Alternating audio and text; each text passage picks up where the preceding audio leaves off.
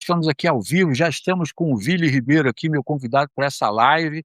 A gente vai falar, o Vili é palestrante do Foto em Rio, que vai acontecer agora próximo mês. As informações vão todas aparecer aqui num post. Logo depois que essa live acabar, vai virar um post e vocês vão receber por e-mail. Se você não é assinante da Obscuro, já se inscreve aqui para você receber essa postagem e poder assistir a tudo que a gente vai falar hoje aqui. Vili, primeiro, obrigado pelo aceite do convite aqui, por a gente estar fazendo essa live aqui agora. É um prazer, a gente já se falou várias vezes, né, Sim. na internet e tal. É um barato mesmo. E, Vili, já queria começar logo já com o pé nos peitos aqui. É, Você fotografa, cara, é o caos, né? Crianças no estúdio e tal. Como é que é fotografar? Eu te admito para você que eu acho que eu não teria traquejo para fotografar crianças, dada a imprevisibilidade delas. Como é que você trouxe isso daí para dentro da fotografia infantil?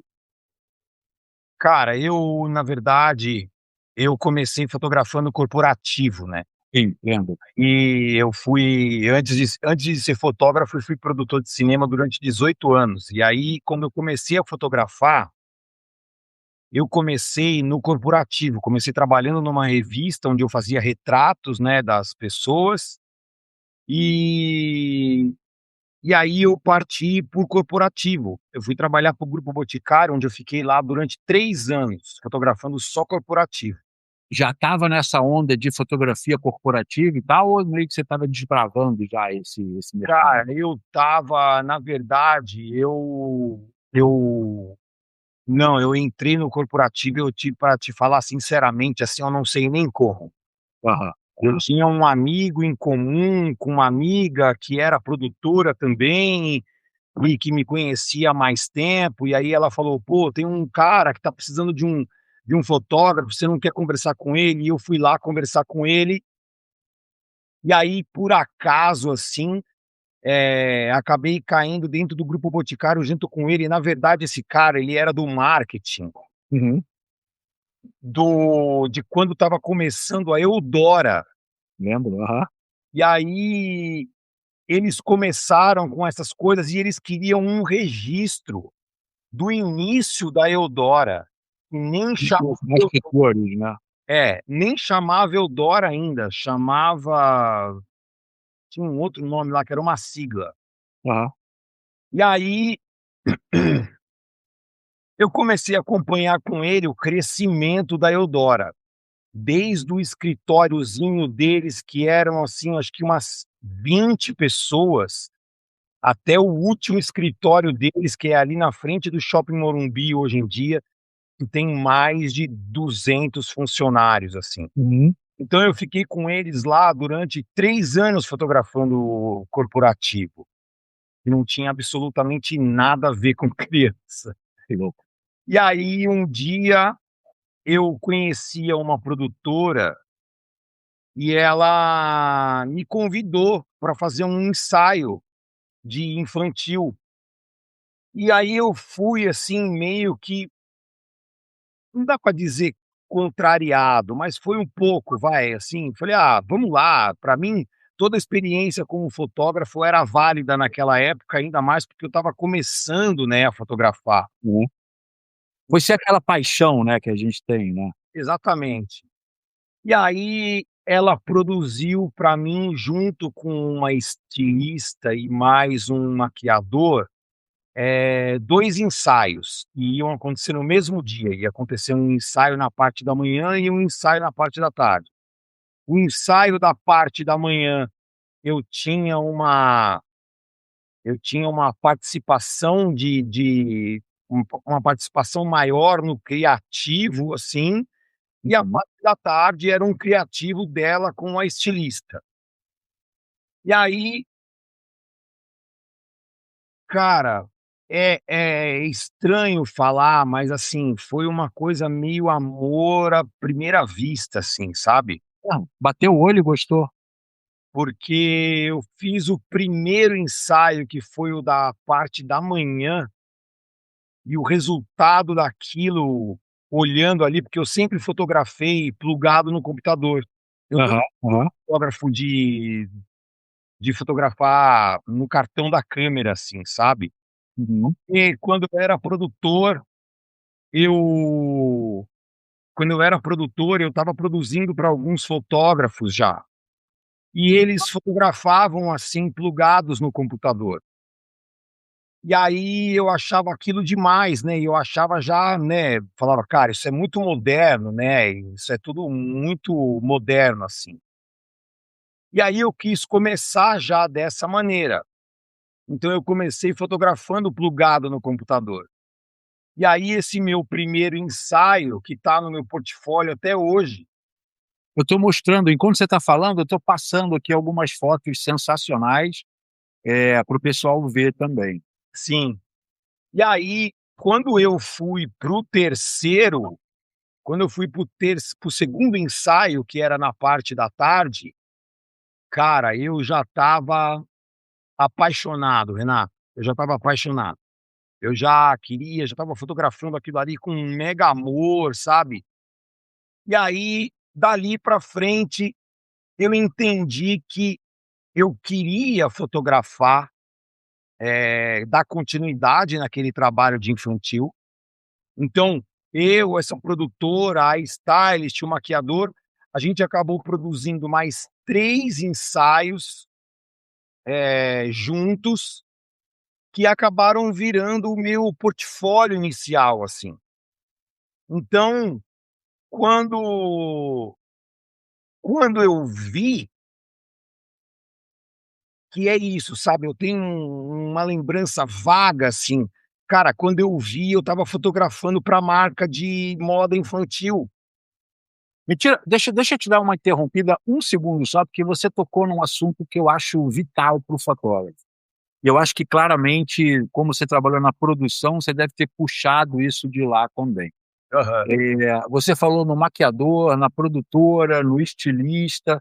Você não acha que hoje, para baratear o trabalho e ficar mais acessível, esses profissionais foram eliminados e meio que a qualidade se perdeu? Ficou uma coisa meio muita referência, você não sabe onde é que Cara, eu acho que o que aconteceu nesse meio do caminho foi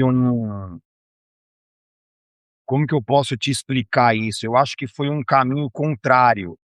Eu acho que o que aconteceu é, no começo, os fotógrafos tinham uma estilista, tinham um maquiador, aham, e aí a hora que o mercado começou a saturar, começou a entrar muita gente, aí as pessoas queriam o quê? Elas queriam ganhar mais dinheiro. sim. E aí, para ganhar mais dinheiro, elas começaram a eliminar essa parte de estrutura, entendeu? Uhum. Eu não faço isso. É, Eu não é um tiro no pé isso para o fotógrafo? eu acho um puta tiro no pé. Eu 5 tiros no pé, né. eu acho um mega tiro no pé. Cara, eu falo isso inclusive em palestra, e eu acho que os fotógrafos eles precisam entender, eu não vou mentir, viu, Renato, eu entendo que é uma uma conta difícil de você fazer fechar, Uhum. mas eu acho que os fotógrafos começam a entrar no mercado cobrando preço de banana. Isso é um tiro no pé enorme, porque, eu vivenciei isso, por exemplo, durante a pandemia. Vou dar um exemplo meu, durante a pandemia, eu tinha um cliente incrível, que me pagava uma diária, assim, que cara, diária de sonho, sabe. Uhum. E no meio da pandemia, eles quando começou a voltar a pandemia, assim, a gente começou a voltar a trabalhar, mesmo assim, num esquema muito militar, sabe. Aham. E a gente fazia exame antes de entrar para dentro do estúdio, aquele exame Como é que é? rápido, né, antes de entrar para dentro do estúdio, para saber se você estava apto a entrar para dentro do estúdio. Uhum. E E a produtora chegou para mim e falou assim: "Olha, é o seguinte, a gente está voltando agora a fotografar e tal, mas a gente precisa fazer uma negociação com você, porque mas é só essa época, é só essa temporada, por causa da pandemia, você sabe como é que tá difícil, cliente e tudo mais". E aí, cara, eu falei para ela, eu falei: "Eu posso pensar?". E eu desliguei o telefone, Renato, e pensei: "Cara, Não. cachê, eu vou diminuir meu cachê para atender eles agora, ele nunca mais vai voltar a ser o que era". É, exato. E foi batata. Então, o que acontece que a gente voltando ao assunto de é um tiro no pé, eu acho que tem muito isso, sabe, porque a gente quer cobrar barato para entrar no mercado, mas é aquele negócio, a hora que você coloca o teu preço lá embaixo, o cara pensa bem, gente, é uma conta lógica de cliente versus preço. O cara pensa: "Pô, mas se o cara fez por R$ 500, Por que que ele vai fazer por 2.000? agora eu vou pagar 5.000 para ele. Aham. Ele fez por 500 já, então para que que ele vai fazer por 5.000?". Então, hoje em dia, essa negociação toda de valor, ela tá nesse âmbito de valores surreais de negociação, justamente por causa disso. Se você quer cobrar o que o seu trabalho realmente vale, sabe, que é o valor da tua técnica, da tua experiência, da tua condução de set, da Uhum. tua expertise de, sabe, como registrar aquele momento ali com a melhor qualidade possível, o teu olhar aos detalhes das coisas, porque, por exemplo, eu tenho um cliente que ele fala: "Cara, é impressionante, te ver fotografar e ver que você repara que a meia da criança tá um pé mais alto do que o outro". Isso vem da tua época de produção também, né, de estar chupando isso de todas. Cara, eu acho, Renato, que isso veio realmente com eu acho que isso não veio da minha época de produção, sabia? Eu acho que não vou negar essa informação dentro de mim, mas eu acho que tudo isso veio, de tanto prezar pela qualidade do trabalho que eu estava fazendo, Uhum, uhum. sabe? Eu acho que eu não queria, deixar o meu trabalho e eu assumo aqui para você que, cara, eu tenho um nível de toque, sabe, altíssimo. É isso, eu sei o que que é isso. O nível de toque é altíssimo, então, para mim, eu olhar a criança ali num sabe, dar aquela escaneada na criança ali, e ver que ela tá com uma meia mais alta do que a outra, e deixar aquilo passar, Aham. mim é quase uma missão impossível, sabe. Porque também depois quando você vê a foto, todo mundo elogia, mas você não consegue ver outra coisa senão aquele detalhe, aí você fala assim: "Pô, mas 1 milímetro, não, mas eu só consigo ver". Eu não consigo, cara, camisa dobrada assim, Renato, camisa dobrada assim, ó, você vai fazer foto de adulto, de corporativo, a camisa do cara tá dobrada. Cara, eu paro aonde eu tiver pra ir ali arrumar aquilo, sabe. Mas Então, olha só, deixa eu te cortar de novo aqui, é uma troca, tá. Você não acha também que esse tempo todo que os fotógrafos aceitaram baixar o preço e tal, também, deseducou os nossos clientes e a situação ficou 2 vezes mais difícil agora? com certeza absoluta, com certeza absoluta. O tanto o fotógrafo quanto os clientes, eles não têm dimensão do que poderia ser feito caso essa produção não fosse feita, correto? Exatamente, exatamente.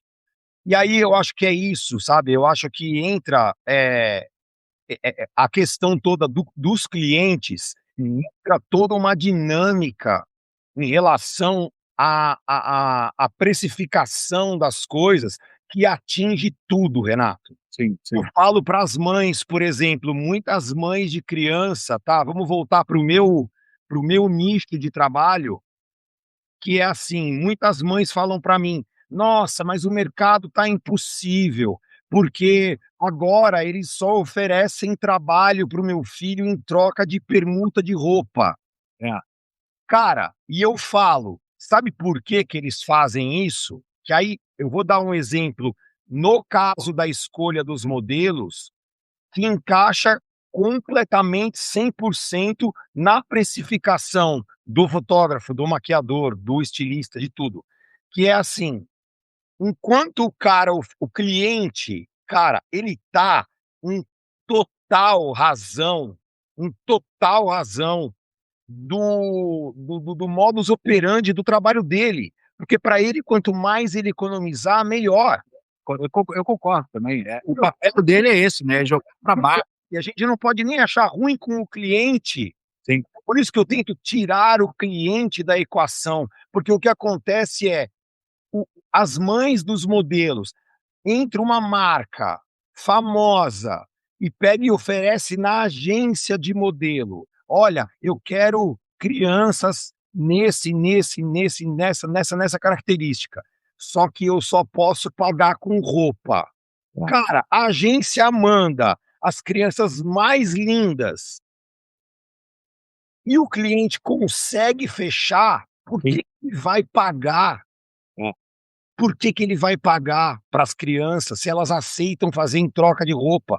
Por que que ele vai pagar 2.000, 3.000 reais de cachê para uma criança se ele sabe que por um conjuntinho da marca dele a criança vai? Eu lembro lá na Globo, a gente tinha a mania de reclamar que cada vez mais vinham pautas cada vez mais quadradas, sabe? A bola não via redondinha. E a gente ia lá e fazia. Aí no final de um tempo eu falei, cara, a culpa é nossa. Porque realmente eu trabalhava só com jornalistas, né, assessores de imprensa e tal, eles não entendiam a feitura da fotografia. E aí chegava uma hora que eu falava, mas vem cá, você não faz em 2 minutos? Para que você precisa de meia hora? Eu falei, não, cara, mas eu faço em 2 minutos, que é assim, no extremo do extremo. Eu falei, cara, imagina, uma vez a gente estava com a Juliana Paz na Austrália. E aí falou, não, porque tem que ir rápido. Eu falei, cara, eu tô na Austrália com a Juliana Paz, tá um dia lindo, uma luz maravilhosa, custa você me entregar? Se em 2 minutos eu tô entregando essa foto aqui, e tem uns vídeos onde eu tô, vai pra lá, imagina o que que sairia em 30 minutos, eu não tô pedindo nem 5 horas de sessão, não. 30 minutos, cara, vai pra cá, olha ali, né? Com calma, para tudo se acertar e tal. E é isso que você falou, né? O mercado inteiro tá jogando contra e tendo resultado. Assim, então, tá ótimo. Foi isso, é exatamente isso. Enquanto eles continuarem, é aquele negócio, Renato. A gente é profissional. Você sabe que, por exemplo, você vai pegar um retrato como a Juliana Paz, você vai pegar e vai fazer o teu melhor, com a melhor qualidade, vai entregar toda a tua experiência, porque não interessa a você entregar um resultado ruim. Total, total.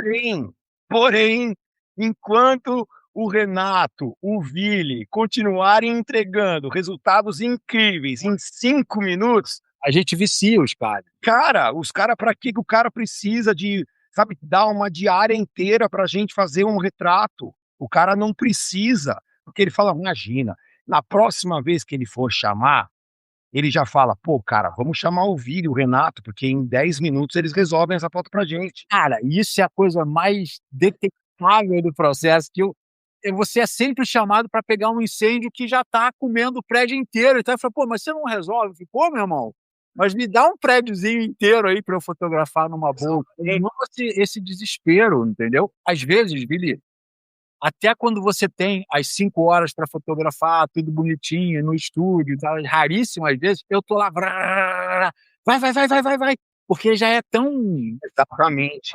que hoje, antes de entrar contigo, eu estava numa reunião com uns projetos que eu estou lançando e tal. Aí a menina que me chamou para a reunião falou, Renato, você está hiper acelerado, cara. Você está com medo, você está colocando medo no outro cara da reunião. Eu falei, pô, você não posso fazer nada, cara. Vocês não têm tempo nem nada. Eu falei, pô, por que que eu tô nessa aceleração toda se está tudo mais calmo, se está tudo tranquilo? Exatamente. E é isso daí. Então eu acho que a gente vai, né, a gente vai acostumando a fazer as coisas assim, E aí uma hora é o que você falou, a gente mesmo que a gente não concorde com esse, né, mesmo que a gente não Modus operandi. modus operandi, a gente acaba operando dessa maneira, porque a gente sabe, cara, eu faço trabalho, Renato, que eu tenho assim, a primeira foto da manhã é sempre aquela que eu tenho um pouco mais de tempo para iluminar. Uhum.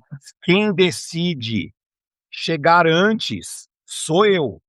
Aham. Eu decido chegar antes, para ter um tempo maior, né, de preparação daquilo ali, então eu prefiro chegar antes. Mas durante o dia, aonde as fotos precisam ir mudando de lugar e a luz precisa ir mudando, cara, a luz, o set, ele vai ficando pronto cada vez mais rápido. Exato, exato. Sabe? E eu para te falar a verdade, eu não sei, como você disse agora, eu não sei te responder quão melhor ficaria aquela foto, É, não tivesse iluminado aquela foto em 5 minutos ao invés de 1 hora, é, é. sabe? Eu não sei te responder, porque eu não tive essa chance. Você nunca teve 5 horas, né, para fotografar. Ah, legal, tal. Eu nunca tive essa chance de repente, combinar uma foto que você possa ter, vai que seja, cara, que já é um puta luxo, que Sim. seja meia hora, É, sabe, é. meia hora para iluminar, para fazer um teste, para, sabe, para mudar, para medir e tal. Porque eu falei para medir, agora eu já lembrei de você, porque eu assisto muito seus vídeos no YouTube. Obrigado. Eu sou daqueles que ainda usa fotômetro, tá? Tá. Não, mas ô, Vili, eu não sou contra o fotômetro não, cara. Muita gente fala: "Ah, Renato, não odeio". Eu só peço que os fotógrafos entendam o que que o fotômetro está medindo, entendeu? Que muita gente usa aquilo dali, mas não sabe o que está acontecendo. Eu falei: "Cara, você precisa entender isso daqui, porque tem uma lógica por trás desse aparelho, né". Você pega um médico com 80 anos, ele vai te ver lá, olhar e falar assim: "Não, tá tudo bem", mas quando dá uma merda, ele vai pegar o estetoscópio e vai colocar ali na coisa, né. Aham. Então a gente que já está ali fotografando, a gente já tem a manha, ele põe aqui, põe ele vai ali e tal, não sei o quê, mas quando dá cagada você vai, e eu digo que, só para explicar, né, pra galera que está vendo e tal, os flashes portáteis, cara, da mesma forma que a sua câmera tem um fotômetro, o flash portátil também tem um fotômetro. Então, se você entende o que está acontecendo ali, depois para você migrar para o fotômetro de mão, né, do estúdio, fica infinitamente mais fácil. Mas essa tecnologia, cara, foi perdida pelos fatores. No meio dessa loucura da perda do figurino, da maquiagem, da produção e tal, se perdeu também essa tecnologia. Eu me ressinto um pouco daquilo dali. E eu faço também uma provocação. Eu falo, não precisa do fotômetro, para ver se o cara dá uma despertada. Mas eu tenho um fotômetro, eu uso aqui, tá aqui. Cara, eu sou um fotógrafo de fotômetro, cara. Eu meço tudo. Eu meço tudo. Pelo Aham. menos principalmente quando tem um set que tem muito mais de uma fonte de flash, né? Não, total, Às total. vezes eu tô num set desses de criança que tem 5, 6 flashes ligados.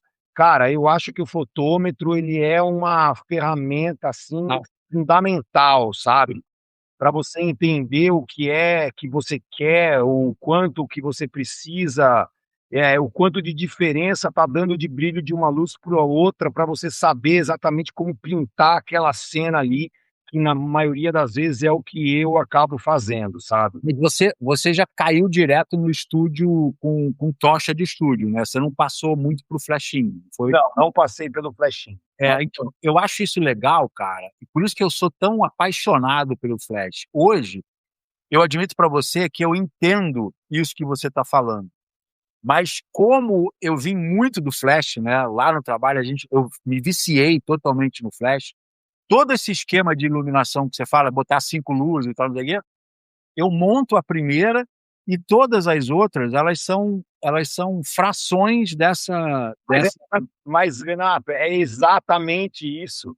Então já está meio que tudo na cabeça, sabe? Eu dou mentoria, né, de fotografia, e assim, eu vou dar um spoiler da minha mentoria aqui. Eu começo a história toda, porque a minha mentoria ela é muito mais sobre uma mudança eh, Pensamento. de comportamento fotográfico do que simplesmente uma mentoria de técnica fotográfica. Uhum. E eu começo a história toda exatamente do jeito que você falou. Cara, você vai primeiro, vai começar a dominar e deixar a luz principal a mais linda possível. É uma cabeça, uma. O resto, cara, é uma premissa da minha mentoria. O resto tá no que você enxerga. Você vai fazer a primeira luz, a primeira luz tá linda, cara, tá na posição linda, na potência certa, no lugar certo, não sei o quê. Cara, o resto, você faz o primeiro clique, o resto ele vem orgânico, sabe? Ele vem orgânico, ele vem ali, você sabe que precisa de um brilhozinho ali, É fluido, né? é fluido, exatamente, é sem sofrimento, cara. Exato, exato. Você deixa de sofrer por causa disso, sabe? Eu falo exatamente isso, cara. Eu falo, cara, a foto já tem sofrimento demais. A técnica não deveria ser para você ser mais uma carga de sofrimento, entendeu? É a cliente que atrasa, é o preço, é a maquiadora que está passando mal, a modelo que está enjoada, sei lá. Eu falo, cara, já tem muita coisa para você controlar. Deixa a técnica ser uma coisa para você ter um mínimo de prazer ali também na hora da foto. Inclusive, eu estou aqui com você, falei de você num podcast meu, e falei, né, porque eu sempre falo, porque assim, não é que é que aí precisaria fazer mentoria comigo para entender aonde é que eu quero chegar, sabe? Mas eu falo que o pulo do gato da minha fotografia, quando eu entendi isso que eu ensino durante minhas mentorias, sobre o poder que você tem só no teu olhar, isso foi o que mudou minha fotografia, sabe? De uma fotografia pobre para a fotografia que eu tenho hoje. Uhum. E eu sempre falo que a técnica, para mim, na minha visão de fotógrafo, que cada um tem a sua, a técnica para mim, ela não é a coisa mais importante. Uhum. Ela não é o mais importante. A técnica, ela vem depois do teu sentimento, depois do teu olhar, depois de, sabe, de muita coisa vem a técnica. E numa dos meus podcasts eu falo, cara, eu não estou dizendo que a técnica não é importante, pelo amor de Deus. Ontem mesmo eu estava vendo eu estava vendo um vídeo do Renato Rocha Miranda que se ele ver ele vai me matar. Não, cara, eu sou super tranquilo em relação a isso. É que sabe qual é o meu grande. Eu sou engenheiro civil, né? Então, eu tenho as pessoas até brincam comigo, né? Eu falo, pô, a minha ex-mulher, a mãe da minha filha, ela dizia, Renato, às vezes eu olho para tuas fotos e eu vejo um gráfico, né? Ela me criticava me elogiando, né? E eu concordava com ela, às vezes. Era tudo muito hoje eu estou muito mais fluido em relação a isso. Aham. Porque que hoje em dia, Vini, tem um discurso por aí reinante. Você já não tem maquiador, você já não tem figurinista, você já não tem produção, as locações são meio xoxas, a iluminação já é meio normal e tal. E tem um discurso reinante, que é uma sequência de um discurso. A gente que já está há bastante tempo no mercado já pegou isso daqui. Há um tempo atrás, na virada do século ali, em 2000, assim, tinha que, não, estudar história da fotografia não é importante, é perda de tempo. E aí os fotógrafos perderam a raiz ali, né?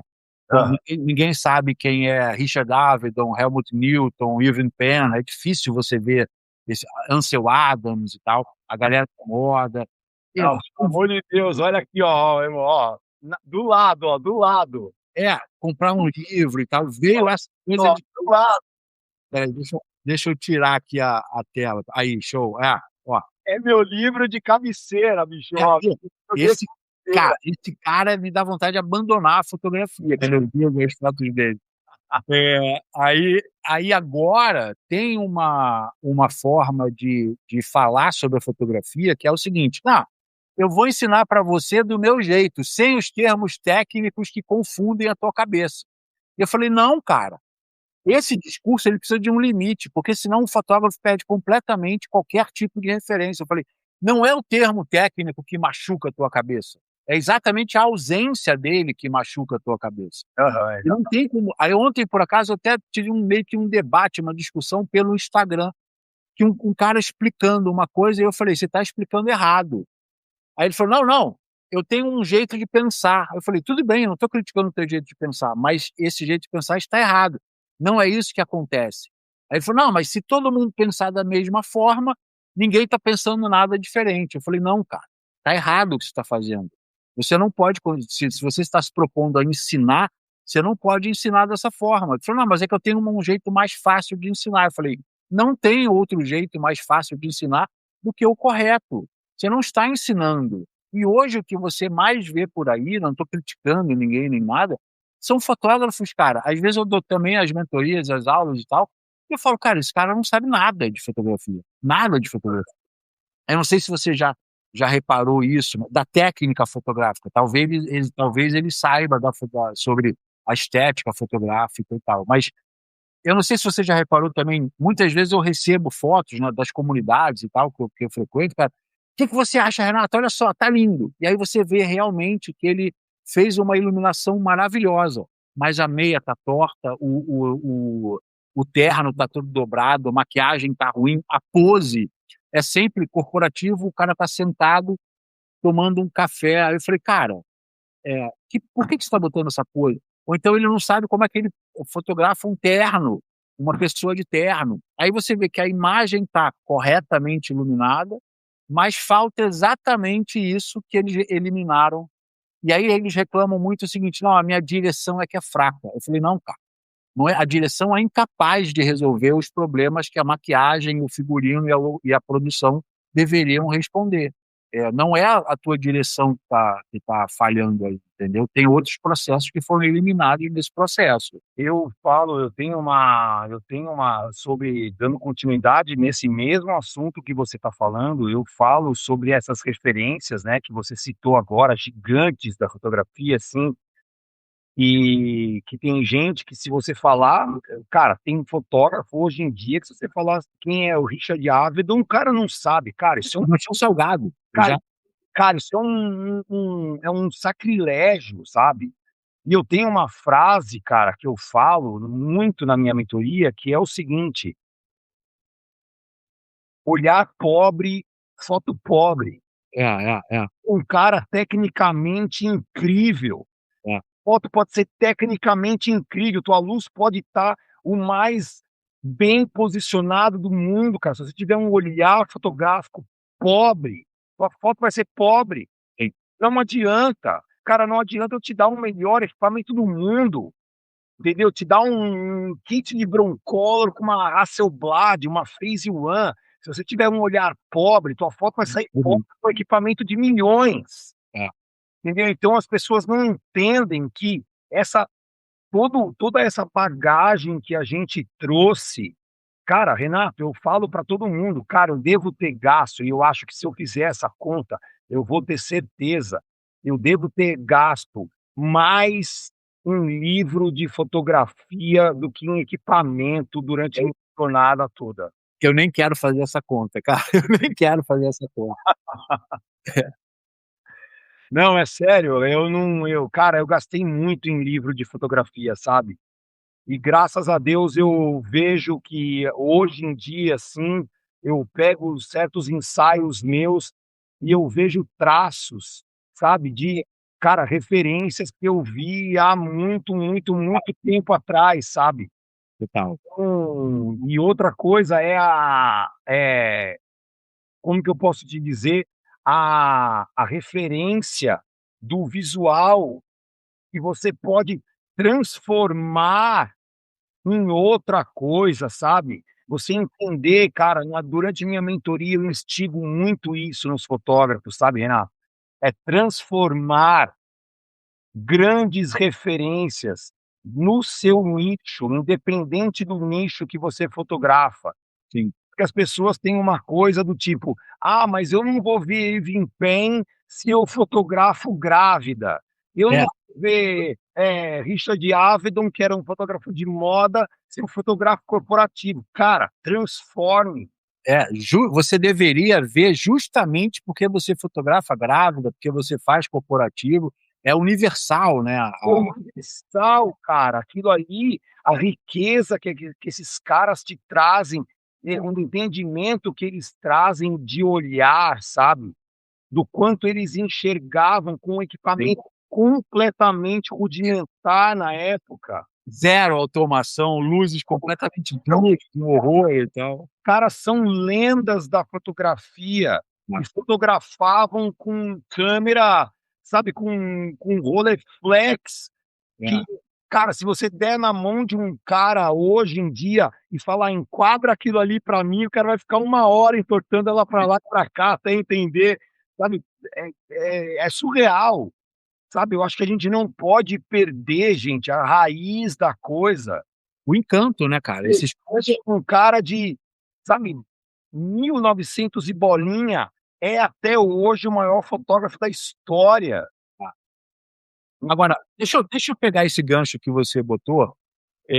O que que você acha que mudou dessa, a gente já falou dessa perda, assim, mas quando você vê essa fotografia mais lenta, né, uma slow photography e tal, com muita produção e tal, e quando você vai para as mídias sociais que precisa ter uma velocidade, talvez uma simplicidade, o que que você acha que mudou dessa fotografia para essa fotografia mais atual, que não é uma imagem e mais sim um fluxo de imagem o tempo inteiro?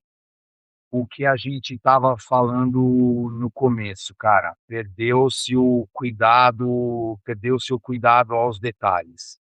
Porque Hum. o cara sabe que o cara vai pegar uma foto que você ficou 4 horas e o cara vai pegar no telefone e vai fazer assim, ó, 3 segundos. 3 segundos dura aquilo ali. Então o que que importa a meia tá uma mais alta que a outra? O cara não vai passar por aquilo ali, sabe. Então eu acho que isso, Renato, faz parte, de uma cadeia que ajudou a cair o valor, cara, que isso pra mim é uma coisa que eu não me conformo. É uma coisa que eu não me conformo. O mundo inteiro hoje em dia passa um tempo enorme numa rede social, vendo fotografia, e a fotografia perdeu um valor. É, isso é incrível, né, cara? A gente É incrível, sabe, uma coisa que hoje devia valer milhões. não, é o elemento mais valioso da internet, uma imagem de impacto, e os geradores de imagem, eles não têm valor nenhum. Exatamente, exatamente. Isso para mim é uma coisa que não entra na minha cabeça, sabe, como é que isso, eu não consigo chegar no você vai puxando esse fio de meada, eu não consigo entender como é que um fotógrafo que antigamente vai na cara, na época de Bob Wolferson, esses caras ganhavam diárias de R$ 80.000. É. O que que aconteceu, cara? O que que aconteceu com os clientes, bicho? Sabe por que que eles sabe por que que eles perderam completamente? E eu não tô falando de preço, sabe, eu tô falando de valor, Sim, sabe. sim. E o valor disso se perdeu imensamente. Isso para mim é uma loucura, dói no coração, sabe, ver essa. Deixa eu te fazer uma provocação que até o Rafa, eu não sei se ele está aí. O Rafael ele tem ele é fotógrafo de filme lá nos Estados Unidos, ele mora em Nova York, e ele faz uma provocação também, até publiquei ontem lá na Obscura, né.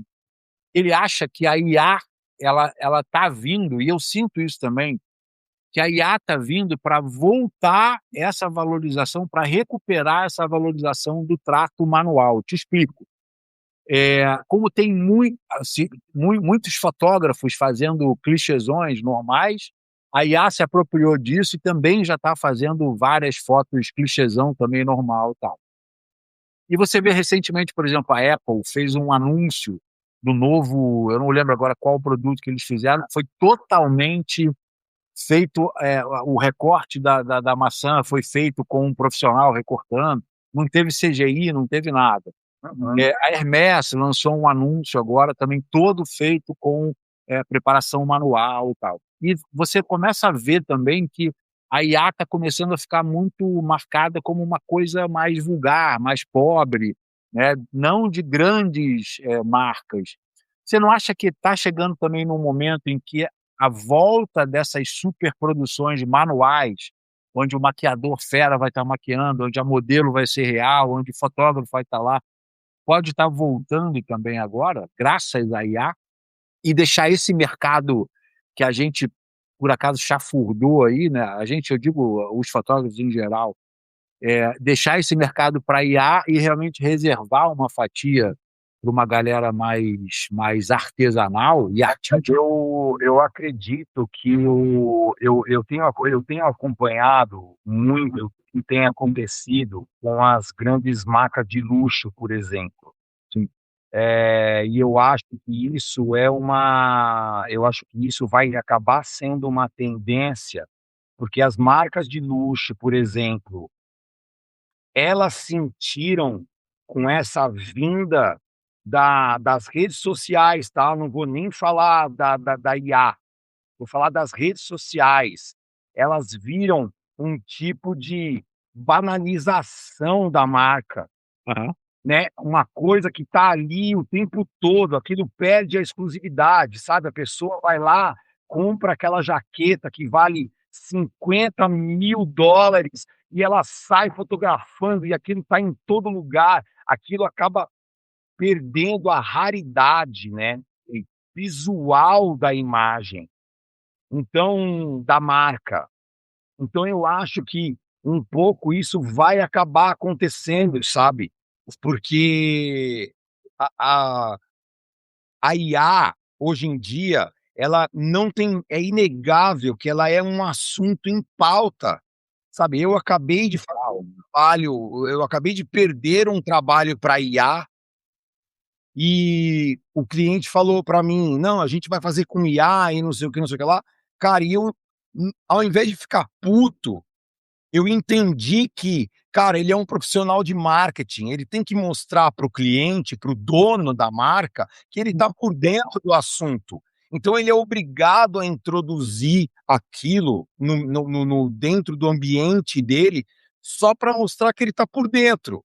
Sim, sim. Agora, não que isso vá fazer o trabalho que ele gostava de fazer, porque no fundo, Renato, esses caras mesmo, eles vão eles vão acabar perdendo o prazer do que eles vinham fazendo. Sabe, como eu vejo hoje, por exemplo, grandes filmes, cara, que são feitos, o ator que antigamente, sabe, corria nos campos na Nova Zelândia, que andava de barco, que não sei o quê, que pulava de telhado amarrado por corda. Hoje em dia esse cara não sai mais de dentro de um estúdio, É. tudo feito em fundo verde, sabe. Então essas coisas estão perdendo um pouco do glamour, sabe. Uhum. Eu acho que a fotografia, ela acaba indo para esse mesmo caminho, sabe. Eu acho que a fotografia ela vai acabar chegando num lugar aonde as pessoas vão querer mesmo a experiência de serem fotografadas, sabe. As pessoas vão querer de novo o que você falou, sabe, produções aonde as pessoas estão ali juntas, todo mundo, que tem uma interação, que tem uma troca de ideia, uma troca de referência, uma troca de, sabe, uma troca de desenvolvimento daquilo.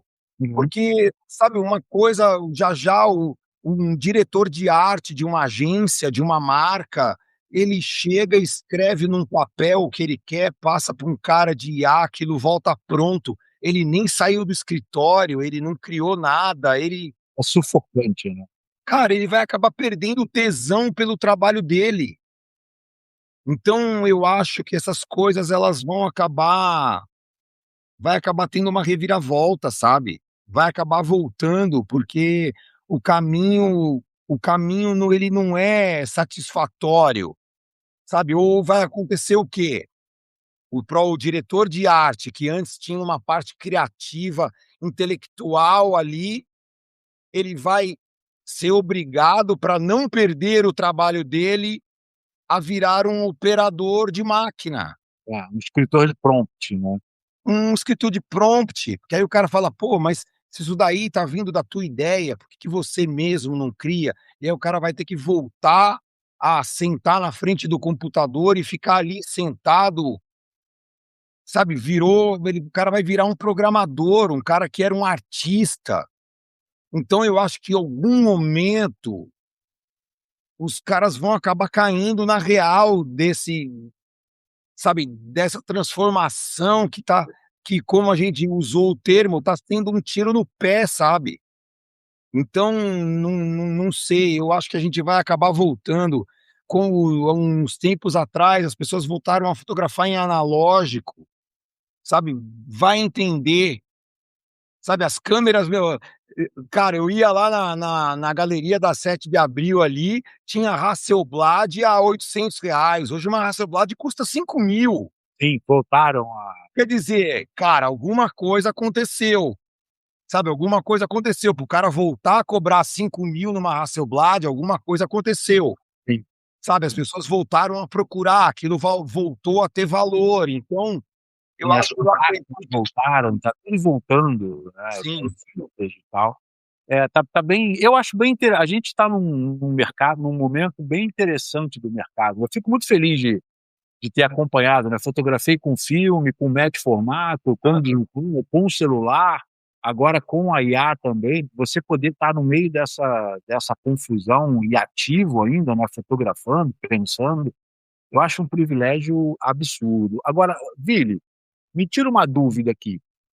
A gente fala fotografia infantil e tal, mas os teus trabalhos são para marcas que fotografam crianças, né, roupas para crianças, produtos para criança, ou também você faz famílias que te contratam para fotografar seus filhos e tal? Porque teu trabalho, cara, tem uma marca muito forte, vou até compartilhar aqui, de de umas superproduções, assim, que é difícil de você ver num retrato de família ou deixa eu botar aqui no Kids aqui.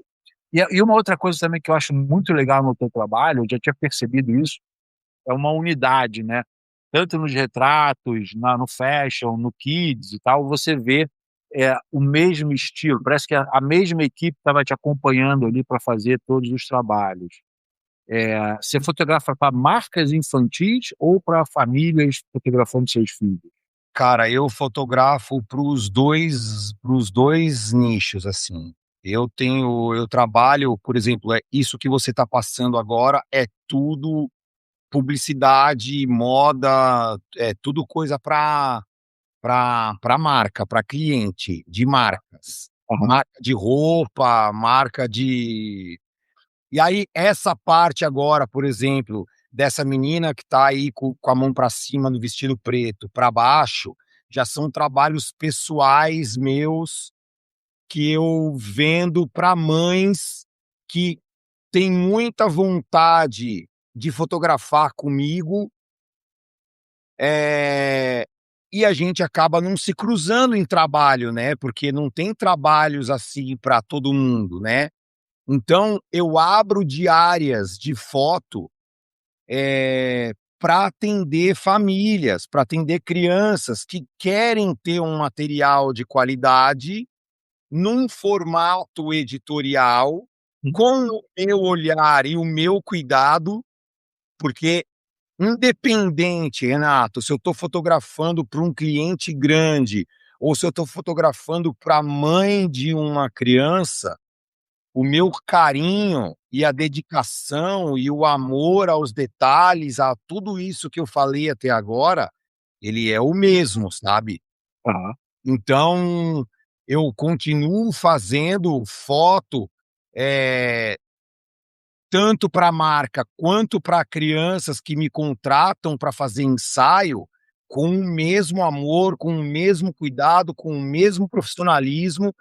E aí eu vendo isso, né, ensaios, como, por exemplo, agora no dia 2 de maio, eu tenho um ensaio meu que é pessoal meu, que eu Uhum. estou vendendo para mães de crianças e que ele cara, tem gente do Brasil inteiro que vem para São Paulo.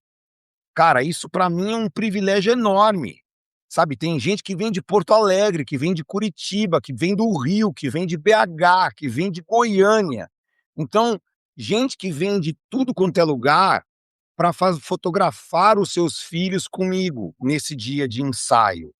Deixa eu te dar tirar uma dúvida também. Você acha que esse estilo de fotografia, ele ele só consegue ser reproduzido numa grande cidade como Rio, São Paulo e tal, ou qualquer outro, tô sendo um pouco advogado do diabo aqui, mas ou em qualquer outra cidade de média a grande e tal, você consegue, fazer Ah, alguma coisa? eu acho que se você, sabe, tem uma coisa que eu sempre falo, Renato, que é o seguinte: se você for fotógrafo de coração, não importa onde você tá, entendeu? Aonde você tiver, você vai conseguir desenvolver um trabalho, eh, Minimamente legal, né. exatamente, você vai conseguir desenvolver um trabalho lindo de qualquer maneira. Você tendo, sabe, bagagem, você se dedicando, você tendo boas referências, você sendo um fotógrafo que ama o que está fazendo, você vai conseguir desenvolver esse trabalho lindo, seja onde for, sabe? Aonde você quiser, atuar, na tua cidade, não importa. Você vai acabar galgando esse lugar de destaque como fotógrafo, se você aprimorar o teu olhar, tiver boas referências, estudar bastante, tiver uma boa técnica. Então tudo vai da tua dedicação, sabe. Eu acho que, por exemplo, eu estou em São Paulo, eu acho que com certeza eu, por exemplo, há muitos anos atrás, eu parei de comprar equipamento. Uhum. Ah, eu não compro mais equipamento. Eu hoje em dia, eu trabalho num esquema que aliás é um esquema americano de trabalhar. Cara, Aluga. você não precisa investir em infraestrutura. Você aluga o que você quer, usa e devolve para a locadora. Sim. Até porque você acaba não tendo custo absolutamente nenhum de manutenção desse equipamento, você acaba tendo uma, uma gama muito maior do que você pode usar, sabe, porque você não é obrigado a ter tudo. Então você quer usar um Octa, você quer usar uma sombrinha XL, um Beauty Dish, um difusor diferente, um butterfly, você consegue alugar isso, usar aquilo por um dia, 2 e devolver.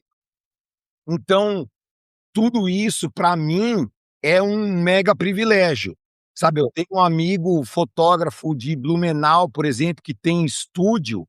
Cara, o que aquele cara tem de equipamento é um sonho, mas pergunta para ele se ele tivesse em São Paulo ou no Rio, aonde tem grandes locadoras, né, que você pode locar tudo, se ele teria aquele equipamento todo. Ele não teria, sabe, porque ele tem que tomar um mega cuidado, porque ele sabe que certos equipamentos que ele tem ali, se quebrar, não tem quem arruma no Brasil, e por aí vai.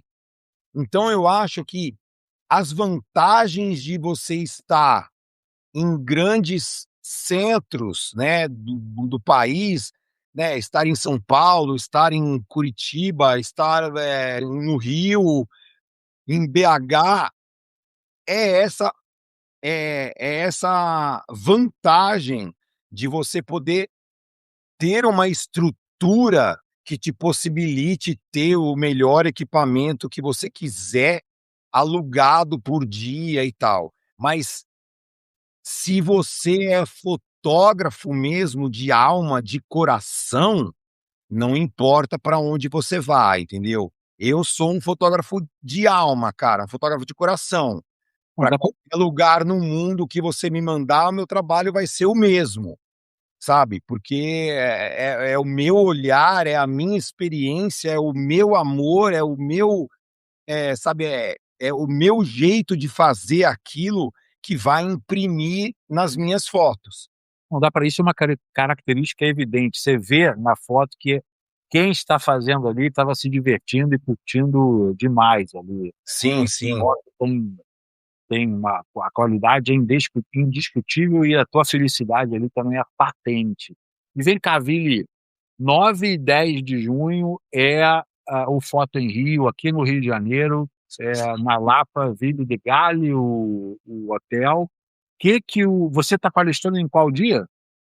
Eu ainda não sei qual é o dia que eu tô. Eu não recebi a pauta ainda para saber. 9 e 10, Pô, vai ter o evento aqui, um barato, o hotel é maravilhoso, é uma região super central aqui no Rio, tá? O fotógrafo que vai no Foto em Rio, no post aqui vai ter o link para você adquirir o teu ingresso. O que o fotógrafo que está indo lá pode esperar de Vili Ribeiro de escutar a palestra que você vai dar?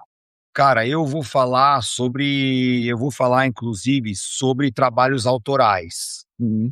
Então, eu vou falar muito sobre. Eu separei alguns dos meus ensaios autorais para falar em cima deles, e ali eu vou falar um pouco sobre tudo, sabe? Sobre essa, essa transformação que a gente estava falando agora de referências que eu tenho nos meus ensaios.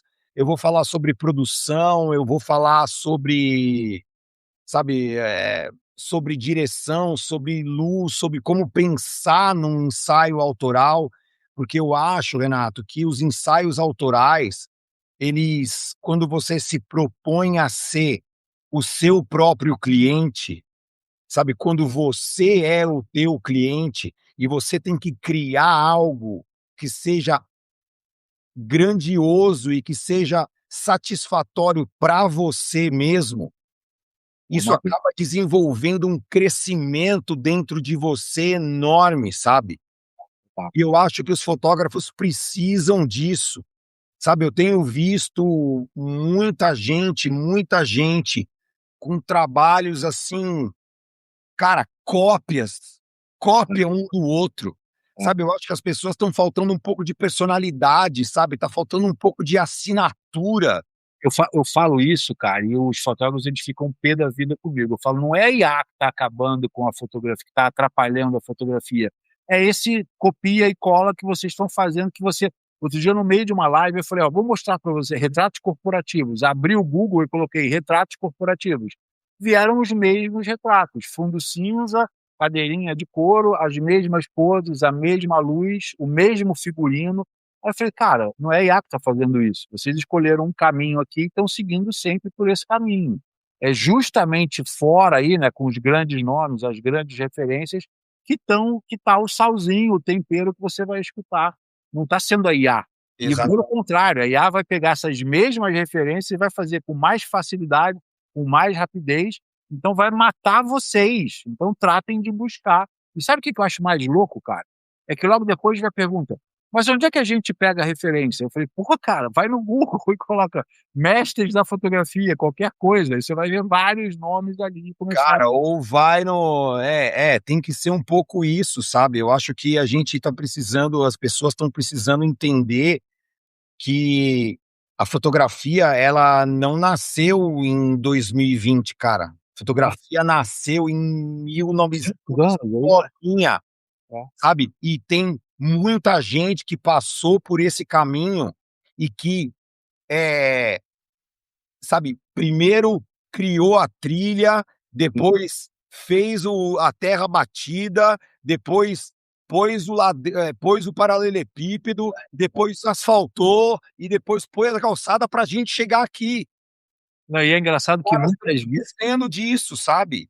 muitas vezes você vê a pessoa com um trabalho, não, é revolucionário e tal. Eu falei, cara, isso foi feito em 1934 de um jeito completamente diferente, você nem sabe que foi feito, está achando que tá revolucionário. Exatamente, eu acho que a gente precisa entender, sabe, eu falo isso durante minha mentoria também, que eu acho que é assim, que é justamente eu quero dizer sobre o caminho, sabe, Renato? Aham. Eu falo assim, você precisa Renato, te juro por Deus, eu pego o mentorado meu e falo para ele assim, faço uma pergunta simples.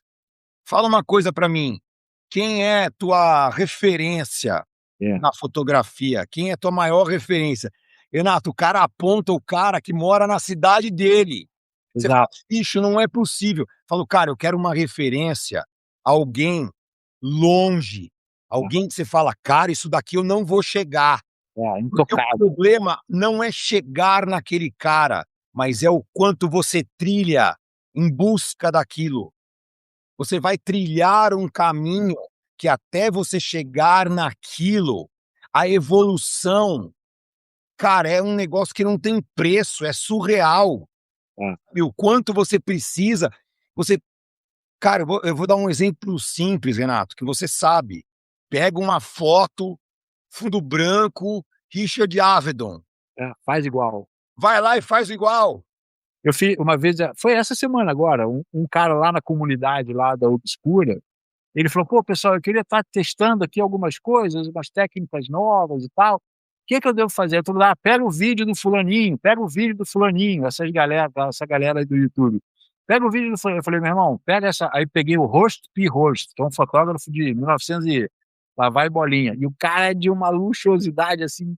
Aí tem uma foto dele que é uma mulher num espartilho e a mulher tá de costas, assim, a foto é ultra sexy, ultra sexy.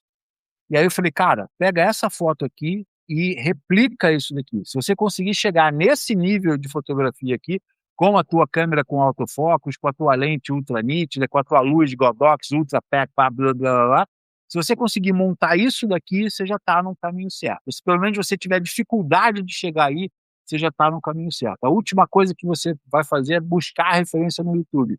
Refaz o que essa galera fez, sem os recursos que você fez e tal. A galera não consegue fazer, cara.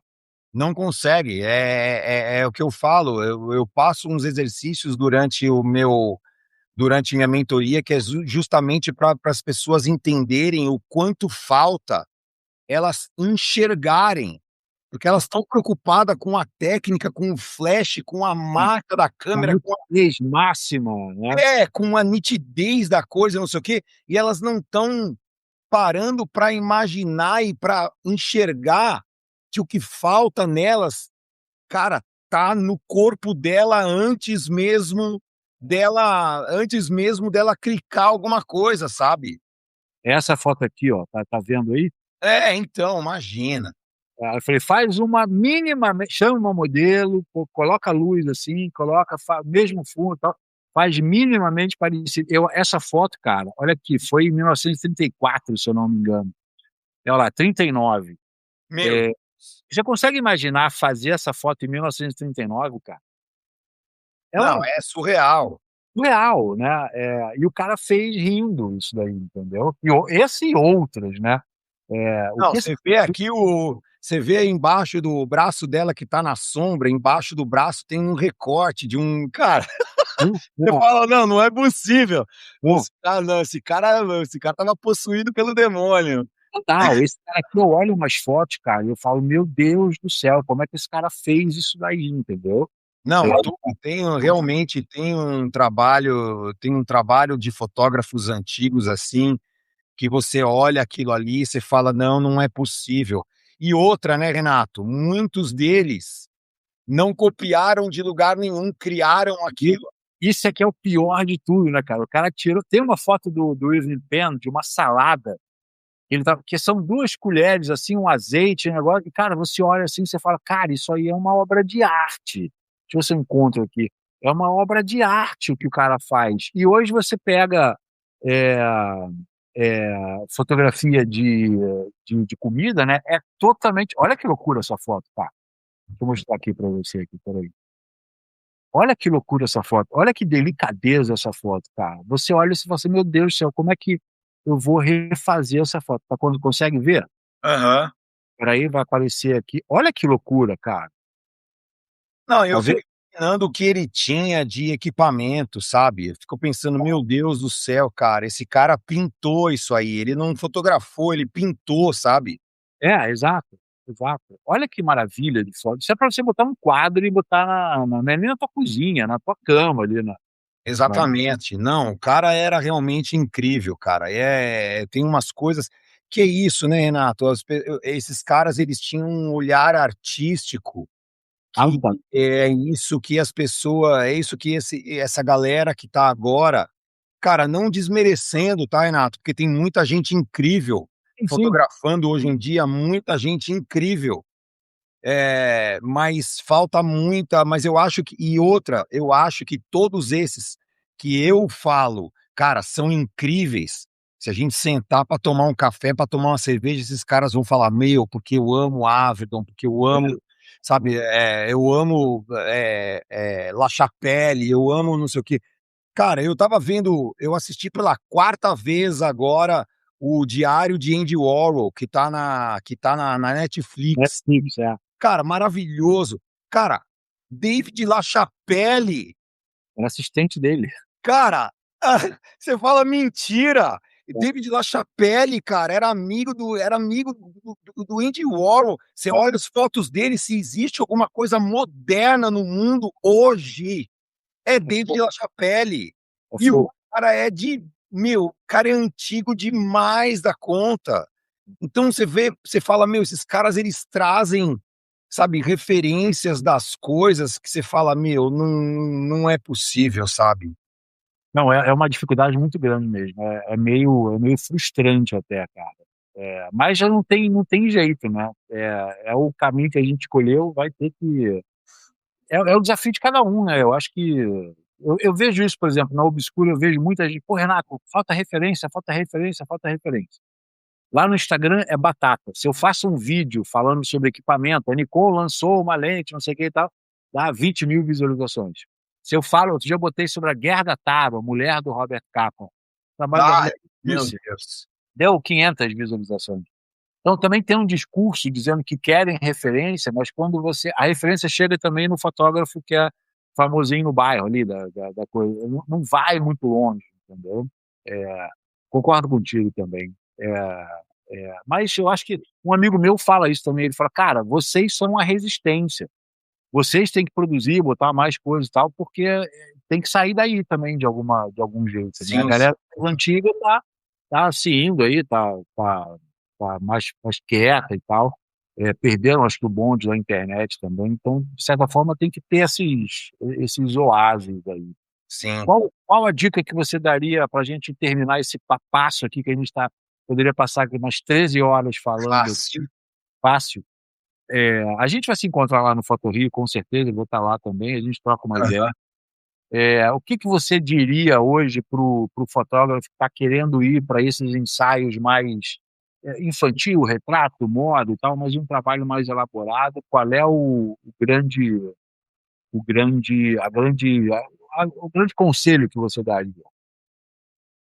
Cara, eu acho que o grande conselho que eu daria, vamos continuar seguindo nessa linha que a gente está conversando até agora, eu acho que eles precisam entender que é o seguinte: você fotografa criança, a tua referência não precisa ser fotógrafos de criança. Exato. Você fotografa gestante, as tuas referências não precisam ser fotógrafos de gestante. Você é fotógrafo, você tem que ter o poder de transformar as coisas, entender o como transformar as coisas. Então a gente estava falando mesmo agora. Eu, por exemplo, se você pegar no meu Instagram, você vai ver um ensaio em preto e branco, eh, cara, que aquilo foi uma inspiração em Peter Lindbergh. Maravilhoso. Lindbergh nunca passou perto de fotografar criança na vida. E eu olhei aquilo ali, aquilo entrou dentro de mim, eu relacionei o peso que o Peter Lindbergh teve na história da fotografia, e transformei aquilo num ensaio meu. Eu fiz uma cópia do que ele fez? Não, não fiz uma cópia. Aquilo ali tem a minha personalidade, a minha caminhada, o meu olhar, a minha luz, mas a referência foi uma transformação de um trabalho de um grande fotógrafo no meu trabalho. Uhum. Então, a dica que eu dou para as pessoas hoje em dia, para os grandes fotógrafos hoje em dia, para fotógrafos que estão começando hoje em dia, é isso: entendam a transformação da arte no teu trabalho. Comecem a pegar isso e trazer isso para vocês, para a linguagem de vocês, sabe? Como eu disse, eu assisti pela terceira vez um documentário do Andy Warhol. Tudo bem, ele teve os momentos fotógrafo dele, sabe, fazendo polaroids e não sei o quê, mas o que eu absorvo daquilo é todo o sentimento, sabe, que ele conta a história dele, sabe? Cara, eu falo que teve momentos ali no documentário dele que tem um certo nível de promiscuidade, uma coisa assim, mas se você fizer uma análise no geral, aquilo tudo que ele fala, ele conta da vida dele, cara, aquilo é carregado de um sentimento, de uma tristeza, que aquilo tudo ele transferiu para a arte dele, sabe?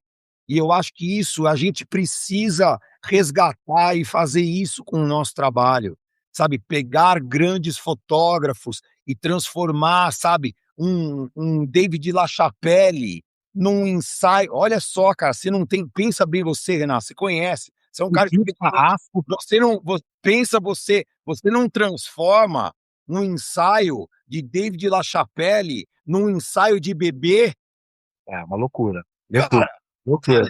Ali, meu, é quase a mesma coisa, cara. Transforme aquilo ali, cara, olhar aquilo ali e falar: "Imagina". Cara, procure por aquilo, busque aquilo.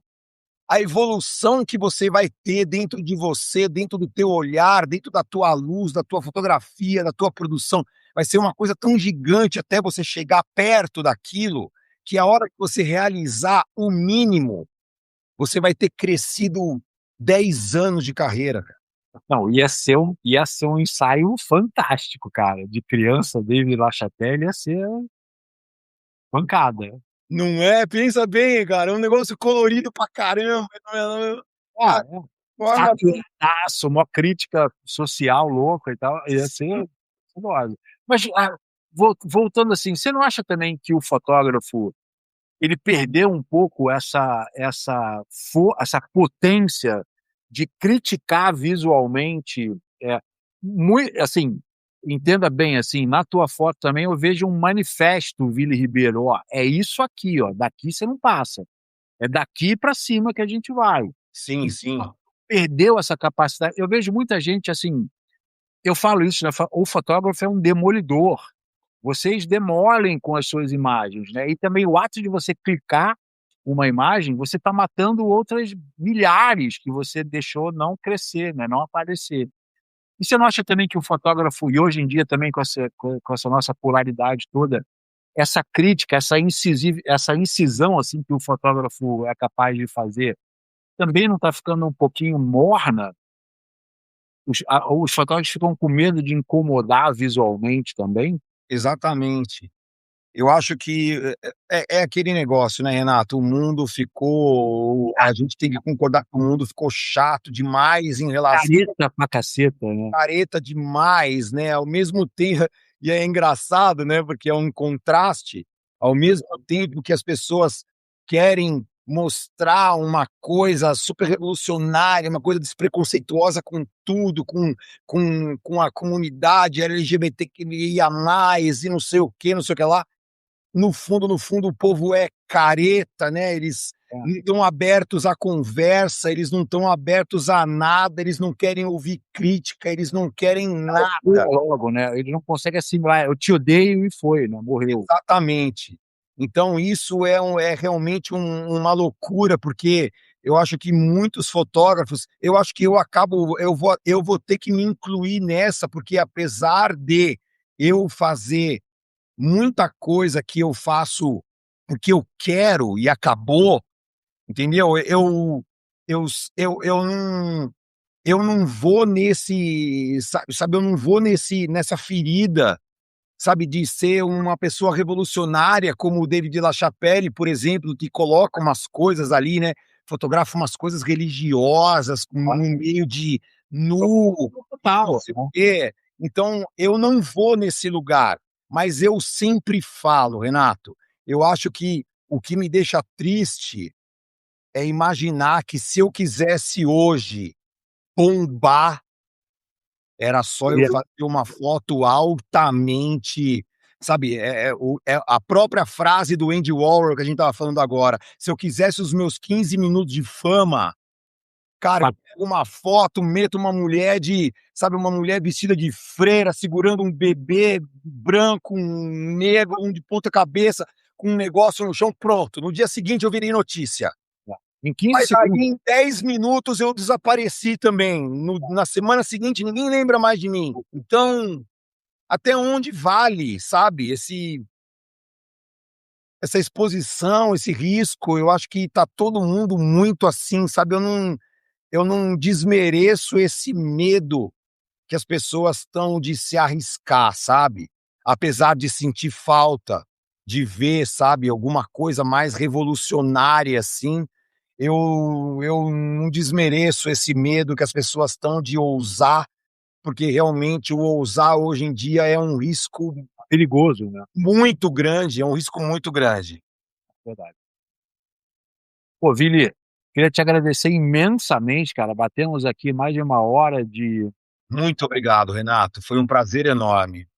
prazer foi meu, cara. Vamos fazer mais umas vezes aí e a gente vai se encontrar 9 e 10 de junho lá no Foto em Rio. Você que está vendo aqui essa live, comenta aqui Obscura, Ovilha, aqui que eu mando o link para você logo depois. Mas se você já assinou a Obscura, daqui a pouquinho você vai receber um e-mail com essa live e mais as principais reflexões aqui que a gente bateu aqui no meio super especial e vai poder comprar também o seu ingresso lá para o Foto em Rio, diretamente aqui da Obscura.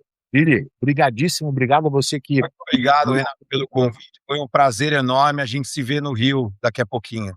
Prazer foi meu, cara. Um forte abraço aí, fiquem com Deus, todo mundo. A gente se vê na próxima. Um grande abraço. Obrigado. Tchau, tchau. Tchau, tchau.